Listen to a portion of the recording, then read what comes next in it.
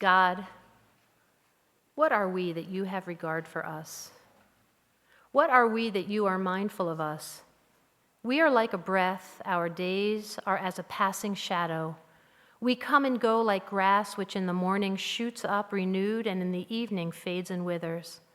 You cause us to revert to dust, saying, "Return, O mortal creatures." Would that we were wise, that we understood whither we are going. For when we die, we carry nothing away. Our glory does not accompany us.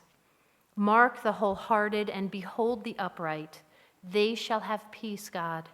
You redeem the soul of your servants, and none who trust in you shall be desolate.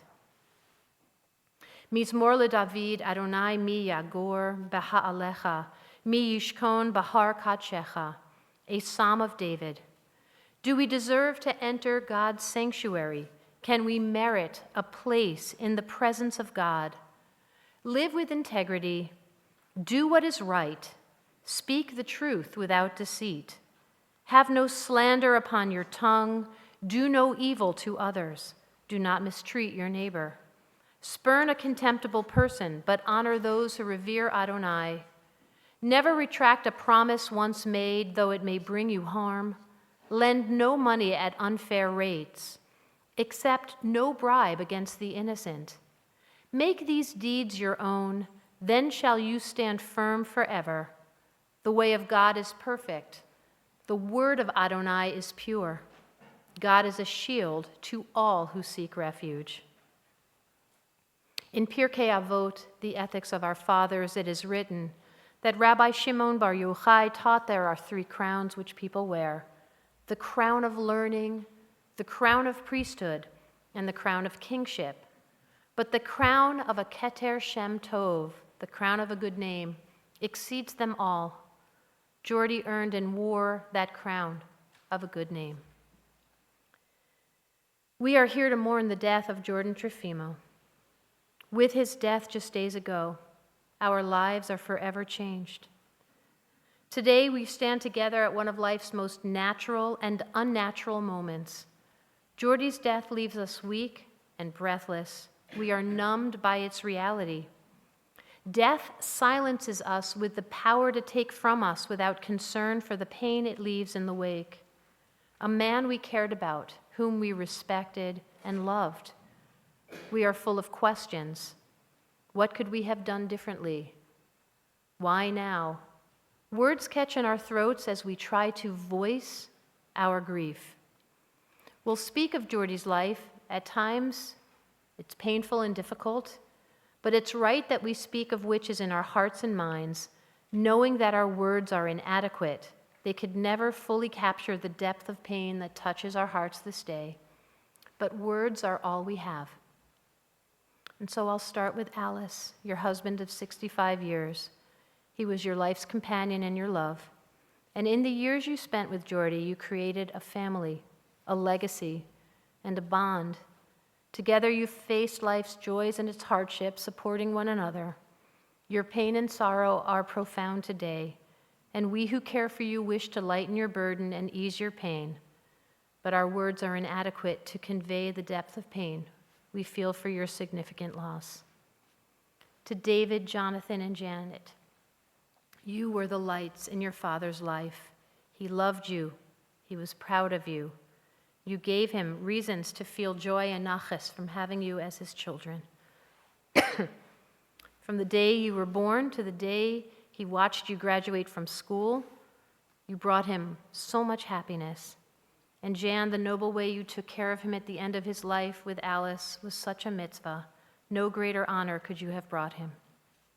For all of you, your loss was so huge, there are no words which can bring comfort, except to share our memories of the legacy he leaves, not only to you, but to us all. And to Sabine, Elsa, and Uli,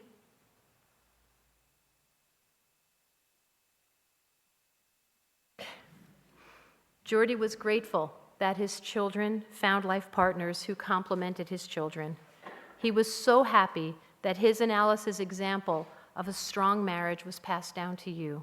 He loved you like you were his own, and he was so proud of you as well. Our hearts go out to you on your loss.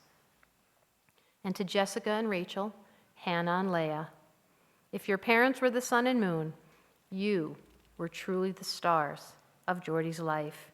He cherished you, he appreciated all you did with him, and he lit up every time he got to interact with you. You brought him tremendous pride and joy. And to his sister Vichara, to lose a sibling is such a huge loss. There was a large gap of years between you, but you still forged a deep bond with your brother. Our hearts go out to you as well during this time of grief. To offer more words about Jordy's life, it is my honor to invite forward Harold Whitkov.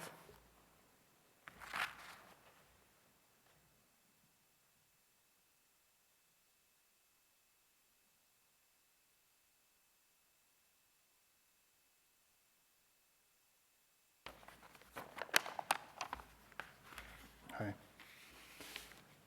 I'm a close friend of Jordy's, but I'd prefer to be thought of as Jordy's chess buddy. I met Jordy a number of years ago in Torah study. He and Ashley ran the summer Torah program. Jordy would provide his military expertise to some of the battles described in the Tanakh. It was fascinating. I retired a dozen years ago, and I started playing chess recreationally 2 days a week. When Jordy found out I was interested in chess, he offered his help, naturally. Jordy, of course, was not your run-of-the-mill chess player. He was what's called a chess expert, meaning he had a United States Chess Federation rating over 2,000, probably the least of all his great accolades. So Jordy and I started to play once a week for 3 hours at a time in the Elmhurst Library. We played for years. Jordy was a phenomenal player. He took chess to a new level for me. We talked at length about each game. Jordy beat me every game we played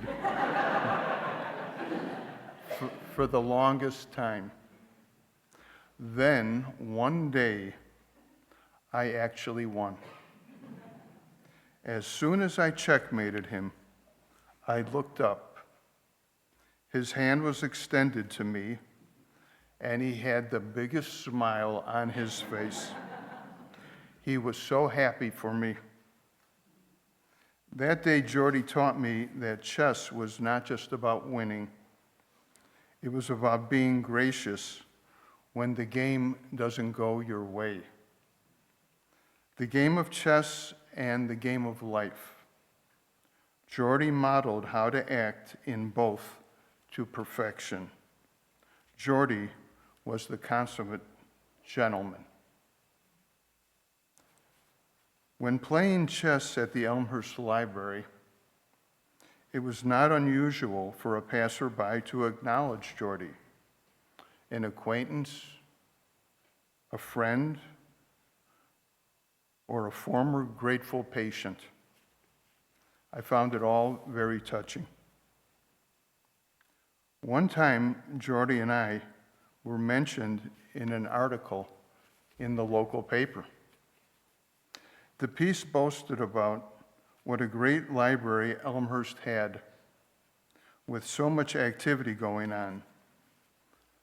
The story didn't actually mention us by name, but it did say that 2 elderly gentlemen show up every week to play chess. Jordy had a small little book that he had the recorded moves of the games he played in his chess competition days. Often, before we would begin our games, Jordy would play out one of his favorite games from the past on the chessboard. He would also provide me with who he was going up against and what that person's rating was. I loved it. I used to bring my iPad to our chess games. The chess program on it could be set at the grandmaster level. Sometimes I had the program analyze our games and moves. What can I say? We were into it. Chess with Jordy was so much fun. After COVID first hit, Jordy and I switched our chess play from the Elmhurst Library to Jordy's house. That continued until very recently. I miss playing chess with my chess buddy. I miss you, Jordy.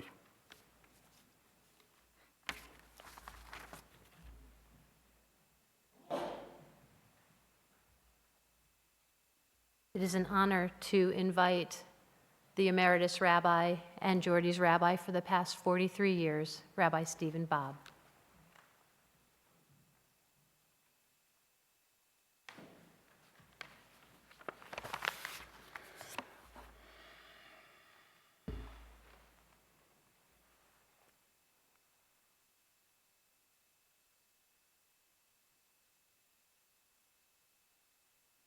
Let me straighten myself out here. Jordy wouldn't want me to look messy. I have many, many memories of Jordy. We can each summon specific moments that exemplify who Jordy was. We may recall different moments, but I expect they were all thinking about exactly the same person in exactly the same way. Jordy was consistent. He was the same person everywhere he was. In thinking about Jordy, I'm reminded of the first verse of the book of Psalms. Ashrei ha'ish, happy is the man who has not followed the counsel of the wicked, or taken the path of sinners, or joined the company of the scornful. He is like a tree planted beside the stream of water, which yields its fruit in season, whose foliage never fades. Whatever it produces thrives. I clearly remember the first moment I met Jordy. In the summer of 1981, I was about to begin my service as rabbi of the congregation. There was a big picnic for the entire congregation at a park. My recollection is it was near Argonne National Laboratory. I could have that part all wrong, but that's how I remember it. And I was sitting eating lunch with Jordy and Al, some other people, and some of the guys came over to recruit Jordy to play softball. Now, this was not softball with a glove. This was Chicago softball, the big 16-inch softball that you play without gloves. And Jordy looked up and explained that he had surgery scheduled for the next morning and that he could not take a chance on injuring his fingers playing softball. They tried to talk him into it, and not surprisingly, he would not budge. He did want to have fun with the guys, but being a doctor came first. Jordy was a thorough and careful physician.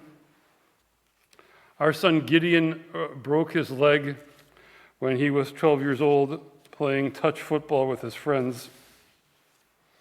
Not exactly touch football. The way 12-year-old boys will play touch football. Touch football with a little bit of tackling. We brought Gideon to see Jordy. We knew that Jordy would make the correct treatment choice. After carefully examining Gideon, he explained the situation in terms that we could understand. He told us that because of his youth, Gideon did not require surgery. Jordy did not overtreat. In so many ways, he inspired trust. Jordy was an anchor of serious learning in the congregation as a student and as a teacher. He knew a great deal in many areas, but he did not act like a know-it-all. He listened to what other people had to say. With clear thinking, he responded, saying exactly what he meant. Jordy and Alice were stalwarts of our Torah study group. Jordy enjoyed the details of the text. He continued to learn more and more about the intricacies of Hebrew grammar and verb forms. There were days when Ashley and Jordy and I were the only ones who cared about such things, but the three of us had a wonderful time having a conversation while people waited for us to return to something they understood. Jordy was also interested in how the biblical stories fit into the history of the larger world. Jordy was very interested in military history, an interest that I share. We could have a fine time talking about battles. When I told the group that the battle for Chattanooga was my favorite Civil War battle, no, I know everyone doesn't have a favorite Civil War battle. I do. When I explained this one Saturday morning to the Torah study group, it was a battle I thought I fully understood, but it turned out there was somebody else in the room who knew more about it than I did. Jordy and I had one ongoing disagreement. Sometimes rabbis report ongoing disagreements with members of the congregation. I am quite certain in the entire continent, Jordy and I were the only rabbi congregant who had an ongoing disagreement about King Ahab.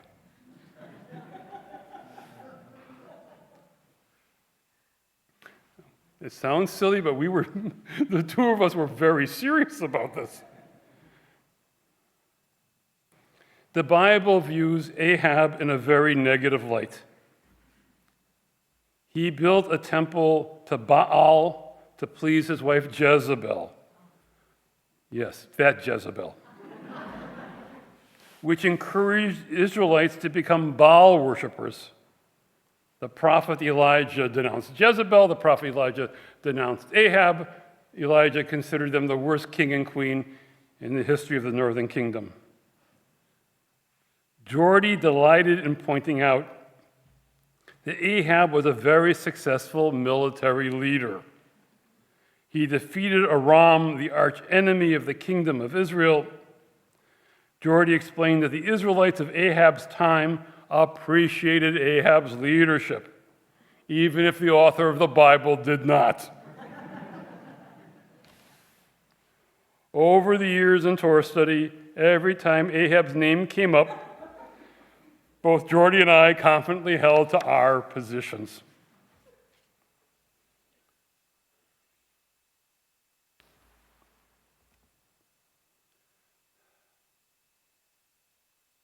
On Monday, I stopped by to visit with Jordy, Jan and Allison with Jordy, and I had a few moments of private conversations with Jordy. One might expect that I had a deep spiritual message for him as he approached death. I told him he was right about Ahab. That was the gift I had to give.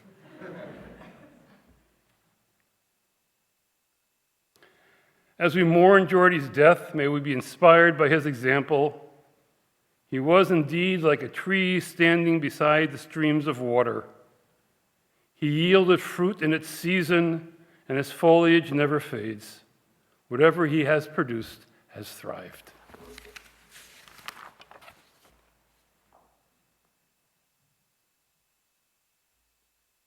I'm going to be reading some words on behalf of Jordy's sister, Vichara. She wrote, "Jordy always believed in me, even when I didn't believe in myself. He always tried to teach me things that were just slightly beyond my capabilities, fully confident that I would rise to the challenge. He always treated me with respect as an intellectual equal and was always genuinely interested in what I had to say. I can remember when I was about 8, he was in pre-med and still had a little free time to spend with me when he wasn't studying.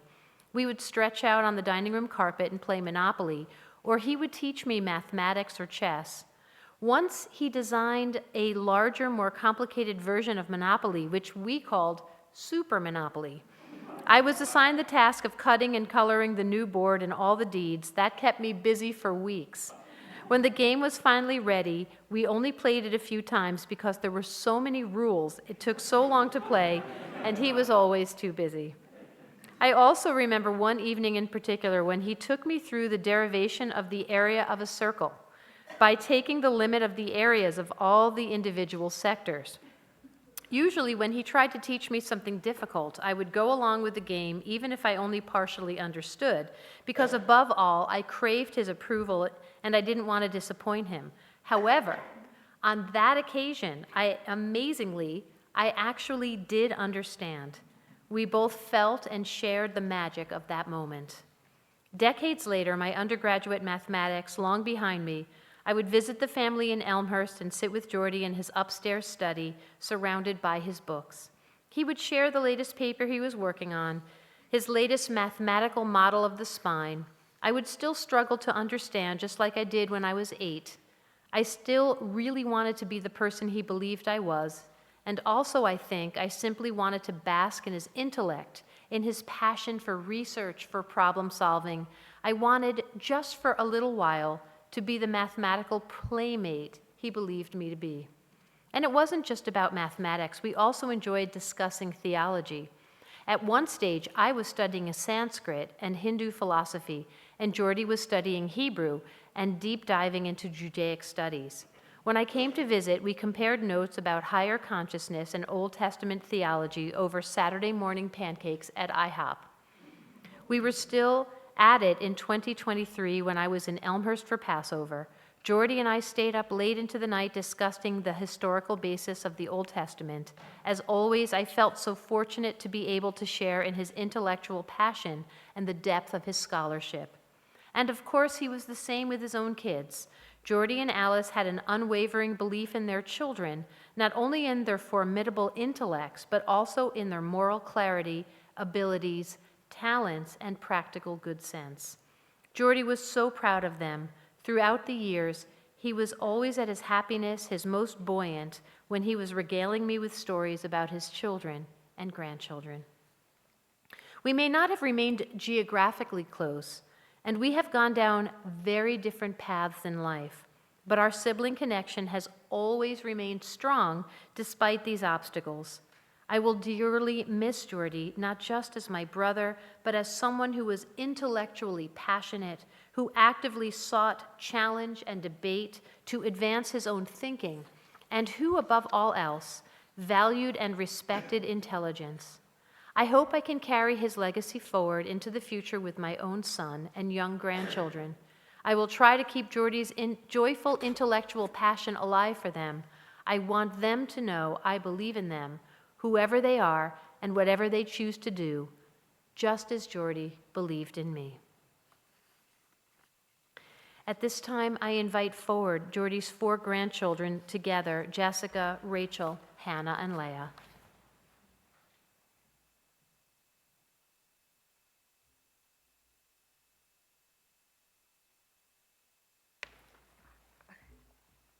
Good afternoon.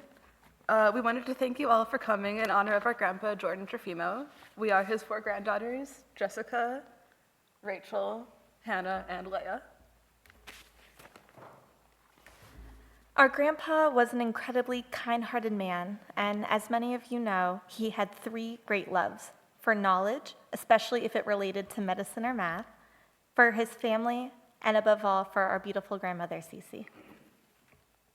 As his granddaughters, we were especially spoiled by his love for us. He shared in our triumphs, was a source of comfort when we felt low, and was an unwavering pillar of unconditional adoration. Above all, we always knew that he was proud of us. For my bat mitzvah, I wrote a speech about God. More specifically, I wrote about the existence of God. and whether we should believe in a God who lets bad things happen in the world. Sorry. I said I wouldn't cry, but here we are. My speech ended with ambiguity. I honestly didn't know the answer to that question, even as a B'nai Mitzvah. At the time, I was 12 years old, about to turn 13, and I was still finding my voice.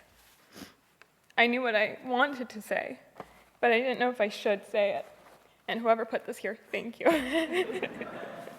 1 second. Okay. So leading up to my bar mitzvah, I shared my speech with my rabbi. He was very nice, but perhaps fairly thought I was being a little tough on God.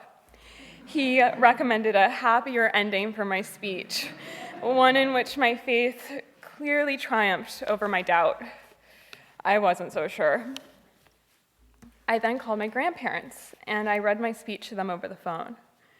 I honestly wasn't sure how they were going to react, especially because I knew how important their faith was to them. But Paul loved my speech, exactly as it was. He didn't want me to change a thing. And I can't tell you how much that meant to me, especially at that time. But beyond this being a very special memory, I think it tells you a lot about who Paul was. Of course, he was kind and supportive, but above all, he loved a good idea, no matter how difficult it was. And it's this love for ideas, for learning, that I associate so strongly with him and his sister, my great-aunt Eileen. It's a piece of Paul that I will always carry with me and that I hope to pass on myself. One of the many wonderful things about Grandpa was how deeply he loved our grandmother, Cece, throughout their entire lives together. So, here's a story for which you need to know that it is Jewish tradition not only to fast on Yom Kippur, but also to abstain from marital relations. Both forms of self-denial are sometimes called afflicting oneself. When I was 12, Leah and I, and our parents and grandparents had a big dinner together before sunset on Erev Yom Kippur. At some point after dinner, I found myself alone with Cece and Grandpa. Of course, Grandpa loved Cece because she is funny and warm and loving and brilliant and a million other things. But that night, he was really focused on how beautiful she is. He looked across the table at her with a big smile and said, "Oh, Alice, I'm going to have a hard time afflicting myself this year." And he was obviously not talking about fasting. Being 12 at the time, I did not appreciate how sweet this was because I was too busy wishing for the floor to open up and swallow me. But looking back on it now, I think it's not just sweet, but really enviable. After over 50 years of marriage, to be so enthusiastic about your spouse in all the many and varied ways there are of being enthusiastic, and to be so unabashed in showing it, even at the expense of your granddaughter's innocence. I asked Cece if I could tell that story, and she said yes. In the last few years of his life, Grandpa's cognition declined as he entered the more advanced stages of dementia. But what I noticed was how he kept paying attention to what was most important. He would remember how the things and the people he loved made him feel, even when he couldn't remember all the details about them. He adored my boyfriend, Mark, but sometimes had trouble remembering his name. Still, whenever I saw Grandpa over the last few years, even if Mark wasn't with me, Grandpa would ask, "And how is your boyfriend? I really like him." During a phone call last year, I got the feeling that Grandpa wasn't totally following what I was saying, so I paused. But he said, "I can hear the love in your voice." And he sounded so happy.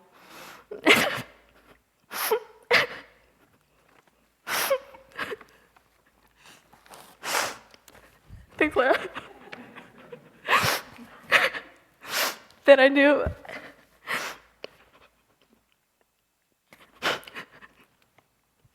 that love was the thing he cared about the most.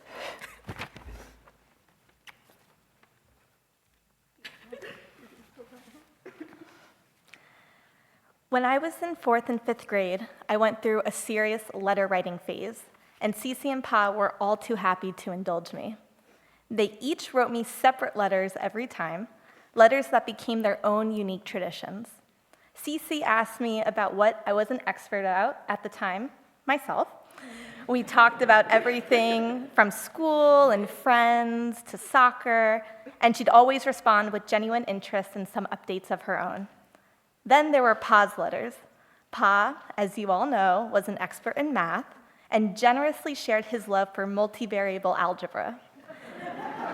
So naturally, he'd include his own math problems for me to solve in his letters. Exactly how a 5th grader wants to spend their weekend. But looking back, these problems were about much more than math. They created a bridge for me to connect with both my dad and my grandfather. For that first letter, my dad helped me with Pa's problem pretty easily, and we sent it back proudly. Pa wrote back, "Perfect. Since that was simple, let's try a harder problem." I still remember the moment my dad and I stared at that paper, both of us scratching our heads, probably wondering what we got ourselves into. I'm not sure exactly when our letters stopped. Either I moved on from my love for letter writing, or maybe my dad couldn't handle the math anymore.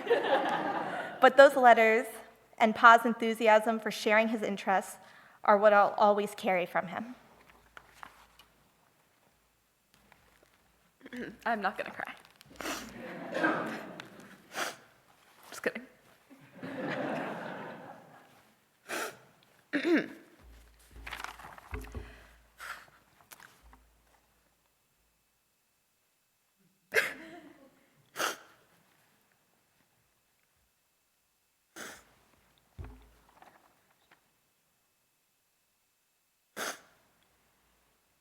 It's performance art. Okay. 2020 was my freshman year of college. Sorry, it wasn't that bad. Okay, we're doing great. Okay, 2020 was my freshman year of college, and at the very beginning of the spring semester, all the students were sent home due to the onset of COVID. This was a confusing and difficult time. Just like this speech. And okay. And I struggled to handle the change in environment. At the time, my parents and I had a troubled relationship, and that was a major contributing factor. Hannah and I are lucky enough to have grown up within 4 blocks of Cece and Grandpa. When I came home in 2020, Cece and Grandpa opened their doors to me, and I went to stay with them. They took me in with no questions asked. Staying with them provided me with the space I needed from my parents at that time, while still allowing me to feel as much a part of the family as ever. My parents and I have since worked to build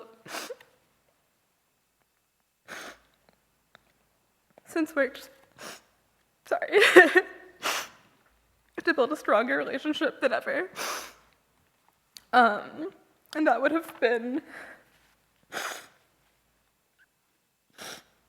a lot harder to do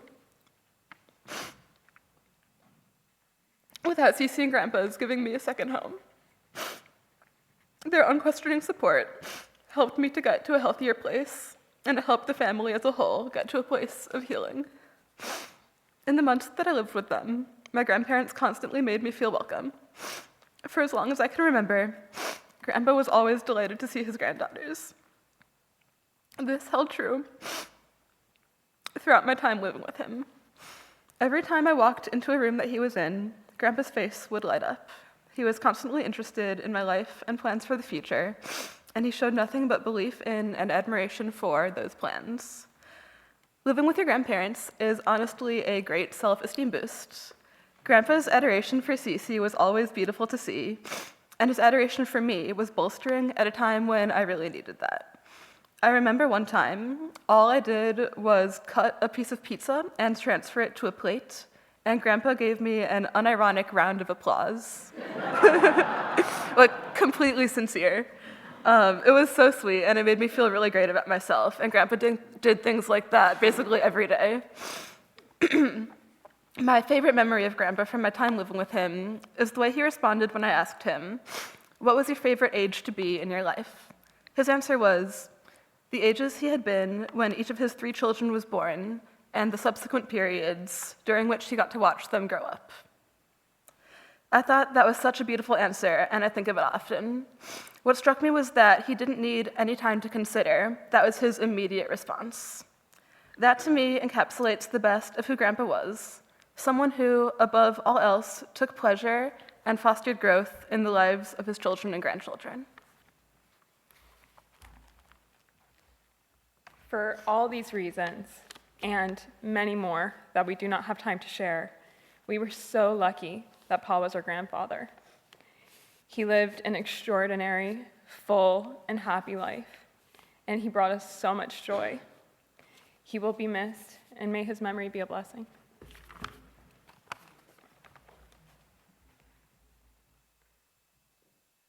I invite forward at this time Uli Widmeyer, Jordy's son-in-law.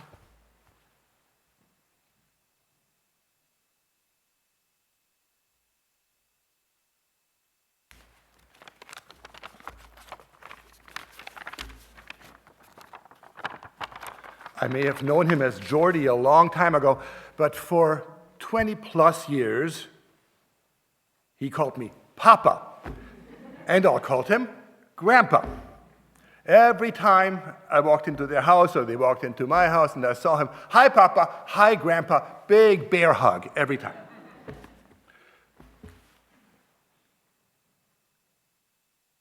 Three, 4 days before he died,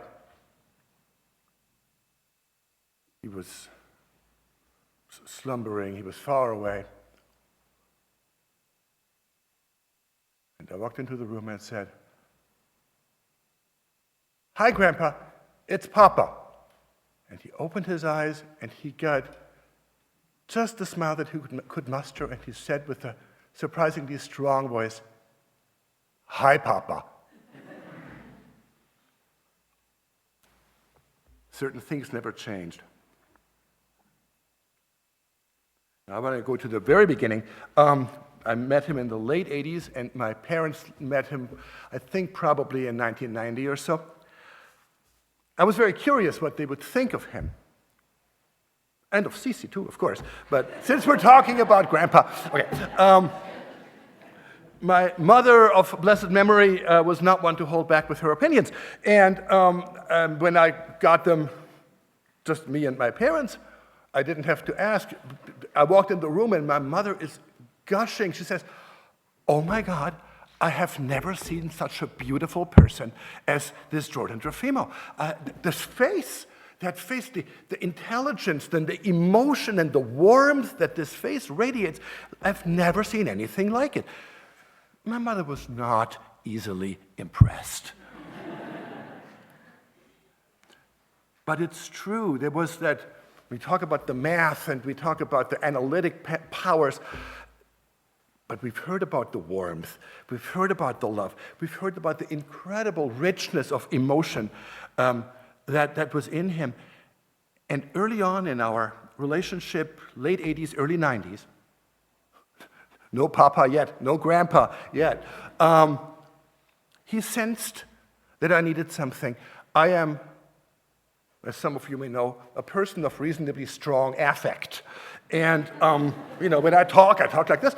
And when I talk and I have a debate with somebody I disagree with, I might get very animated. And back in Germany, in my family, that was often interpreted as me being hostile or challenging or unduly taking issue. And people would stop listening to me and only pay attention to my affect. And that had quite a bit of detrimental effect on me. My self-image made me terribly insecure. It made me, in a way, feel crazy because I knew what I was saying, but I wasn't being heard. He sensed that somehow. And he would get into serious discussions with me where we seriously disagreed, and I would start doing that, and I would start holding back a little, and he goes, oh, no, no, no. There's a difference between searching for truth and trying to win an argument. We are searching for truth. Go, go.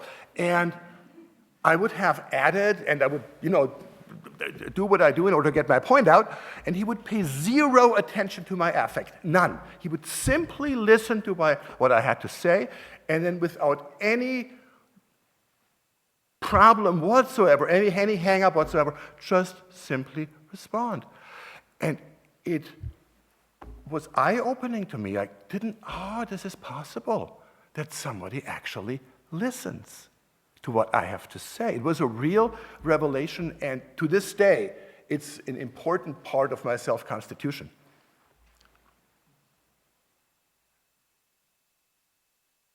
There's a reason why Hannah wrote an essay in 3rd grade for Mrs. Biddle.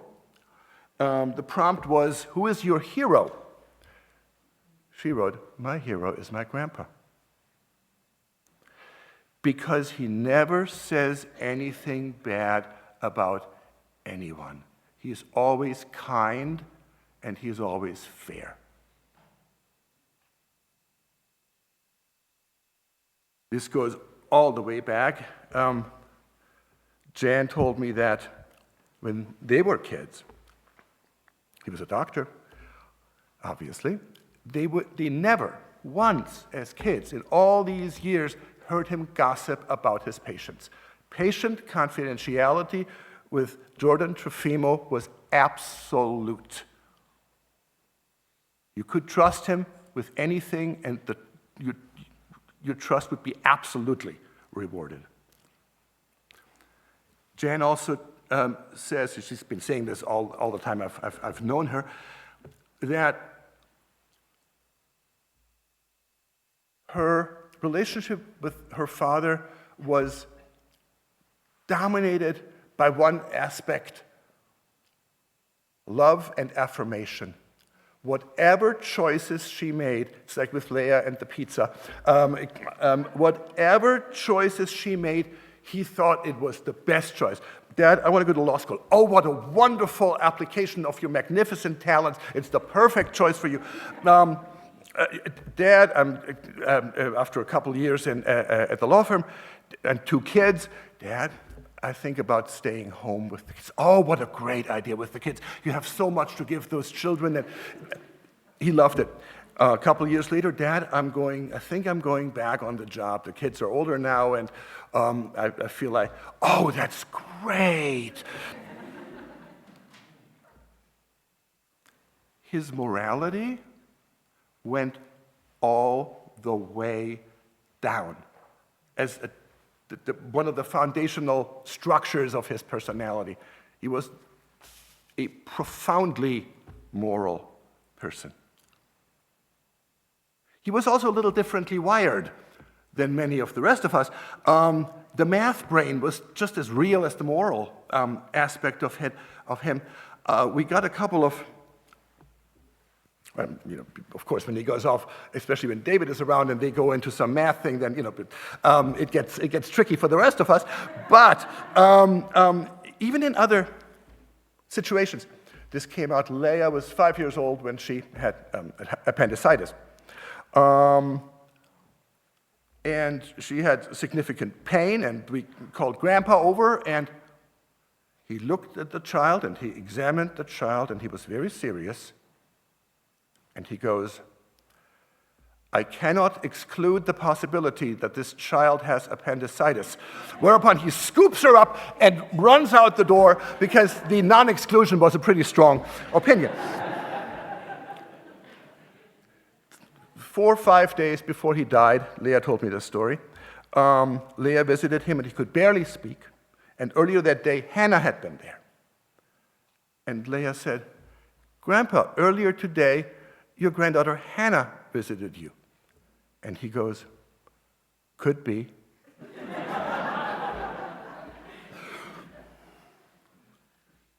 All the love of discussion, all the love of analysis and math and disputation could, in some amusing ways, take a backseat to the love of his family. We shared many Shabbat dinners when the girls were younger, and we'd get into some discussion, and Hannah would say this, and Leah would say that, and Jen would say something else, and I would say something else.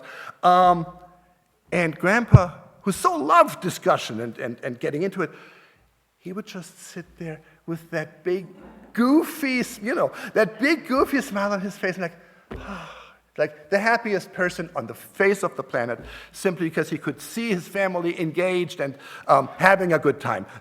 He didn't need to get into the discussion. It was the love was enough. I conclude with an important aspect that has not yet been sufficiently discussed, and that is Jordan Trafimow, the wine connoisseur. There was one type of wine that he liked, and none other, Manischewitz. And every time on Friday night, when he had a glass of Manischewitz, pick it up after the blessing, he would drink it, put it down with the big smile, and say, that's good booze.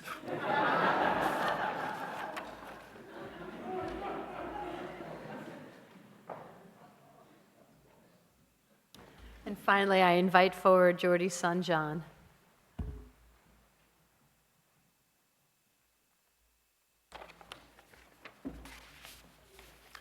Thank you, everyone. This Etz Chaim community was very important to my dad. And Harold, thank you. Your weekly chess games were incredibly important to him, and I think representative of the support of this entire community.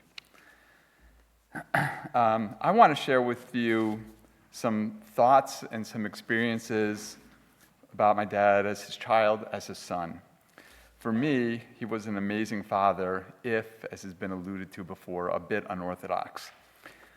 Here are some of the reasons why I think he was so amazing. Just start with how much he cared. I mean, I know parents care about their children, but Dad really cared. Like, if he made mistakes, it was never because he didn't care. David and I both played Little League football when we were growing up. Games were on Saturday.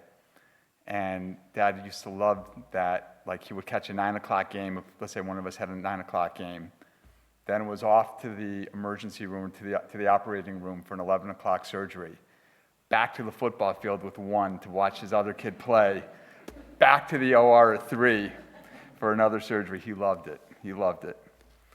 Okay, now, we've heard some comments about his math. Let's just talk about homework generally. He was really something with the math and the science homework, right? You really had to strategize before you went to him. Did you really need help, right? Because once you asked him for help, you were going to get the help, and you would understand it. You might understand it the way they taught it to you in school, the teacher's way. That was okay. But God help you if you didn't understand it the teacher's way, because you were going to understand it his way. And that meant breaking it down from the basic theory on up. It could be a long night. He loved to teach so much. As we got older, our kitchen table sort of became a math halfway house for, math-impaired children all over the community, right? And if they wanted help with their math, there he was. He used to say, and I know there's some other math nerds in this room who will understand this, but I really don't. Math can be fun, right? He kept telling us that, right? Sometimes when we would be traveling, we'd be in the airport or on the airplane, he would give us math problems for money, right? I never heard of that before. Who does that? It was just part of who he was. Dad was a pioneer in a lot of ways. Today, it's pretty common to see adults running, lifting weights, being fit, and I think that's a good change for our culture. But this was not nearly so true in the 1970s. I checked just for fun. In 1977, the year of my bar mitzvah, 3,400 people ran 3,040 people ran the Boston Marathon. It's really hard to get in now. They cap it, right? But it's capped at 30,000 runners. But in and before 1977, there was Dad pounding the streets of Elmhurst, living a life of fitness and modeling that behavior for his children. Engagement as a father. David and I were often able to coax Dad into playing basketball or touch football with us. When we were kids, every winter we would go down to Florida to visit my mom's mom, who was down there. And there was this fabulous full-court basketball court that nobody used. It was in a retirement facility. It was crazy. What a waste of resources. We'd go down there and we'd play, and sometimes other kids would show up. Sometimes Dad, David, and I would play 3 kids, maybe older than us, in 3-on-3 basketball. Dad loved it. Nothing made him happier than competing with his children on his side. And competitiveness is not something I've heard really talked about so far, and so I'm going to talk about it. Maybe Harold will attest to this. Right? Dad taught us to compete, both physically and non-physically. And so I think here I'm going to digress a bit and tell you a little bit about what I've learned about my dad as a kid, much of which I got from him over the years. His life story is amazing, and I'm just going to share a bit of it with you. So Dad's parents were relatively poorly educated immigrants from Eastern Europe. He grew up here in Chicago with a prime directive: you will be a doctor. And as many of you know, he was academically gifted, skipping 2 grades. Years later, he told me he wished that hadn't happened, as he needed those years for social development. So this nerdy little guy goes off to college at Navy Pier, 16 years old. Navy Pier is now, by the way, the University of Illinois, Chicago. And as a freshman, walks into some room and sees a chessboard for the very first time. He teaches himself how to play chess. And of course, this is as a pre-med, so he's got other stuff to do with his time, right? In his spare time, he teaches himself chess, and by his senior year, he's not only the best player at Navy Pier, he's one of the best college players in the city of Chicago. He used to love to teach us kids chess when we were little. Some of us were more interested in it than others. None of us was sufficiently interested, I think, for him. But I learned enough from him to gain insight, I think, through chess into his personality.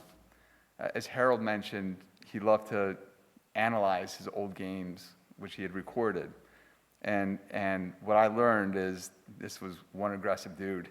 I mean, when he played chess, it was all for the attack. He'd give up positional advantage, he'd give up material if he had to get the attack. That aggressive side of his personality carried off the chessboard as well. Dad was very proud of his service as a paratrooper with the 101st Airborne.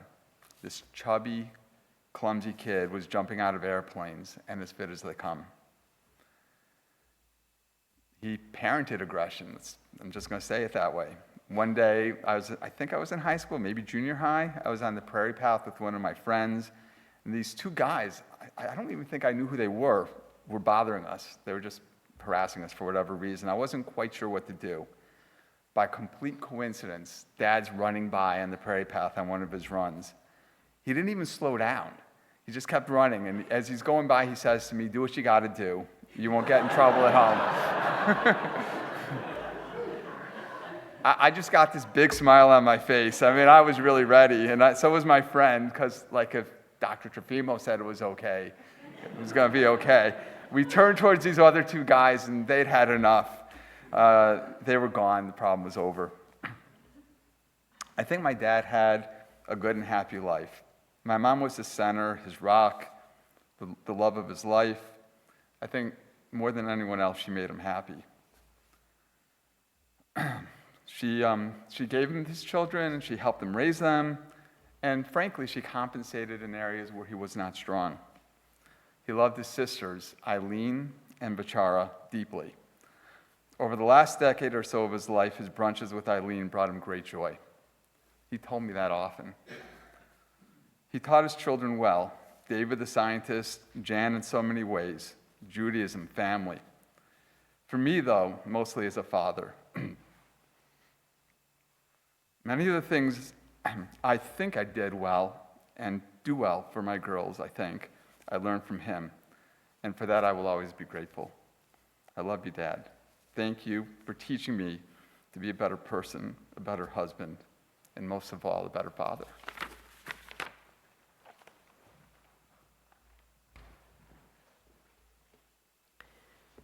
We will miss Jordy's contribution and commitment to the Lifelong Learning Committee. We will miss his presence at every Brotherhood event. We are grateful for his quiet contribution and made many things possible behind the scenes.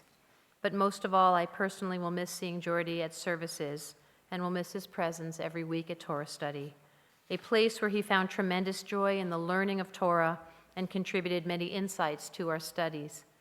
Even when his memory waned, he would every once in a while recall something that Rabbi Bob had said 25 years ago.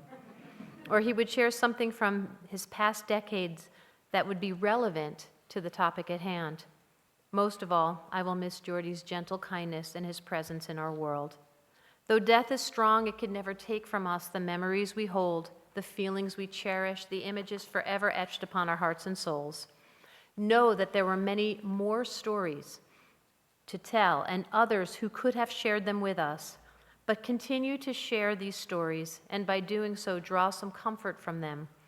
Call upon your memories at the Shiva and well into the future, for through the stories of Jordy, we are forever bound to this man whom we gather to mourn today.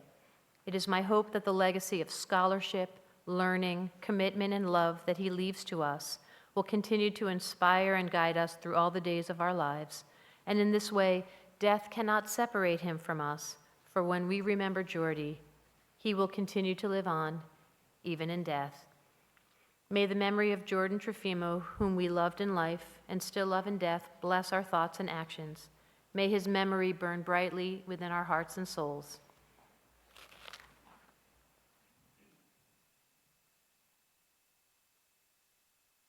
Please rise.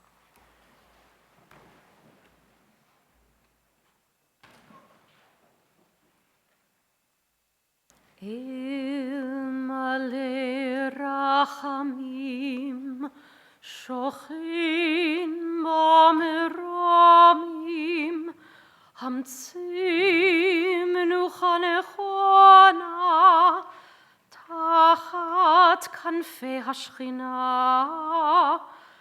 im kedoshim utehorim kezohar arakia mazirim et nishmat Yehuda ben Yaakov shalach leolamo Baal harachamim yastirehu beseter knafav leolamim vitzror achaim et nishmato Adonai hu nachalato v'yanuach b'shalom al mishkavo v'nomar Amen. Compassionate God, eternal Spirit of the universe, grant perfect rest in your sheltering presence to Jordan Trafimow, who has entered eternity. O God of mercy, let him find refuge forever in your presence, and let his soul be bound up in the bond of everlasting life. God is his inheritance. May he rest in peace, and let us say, Amen. Please be seated.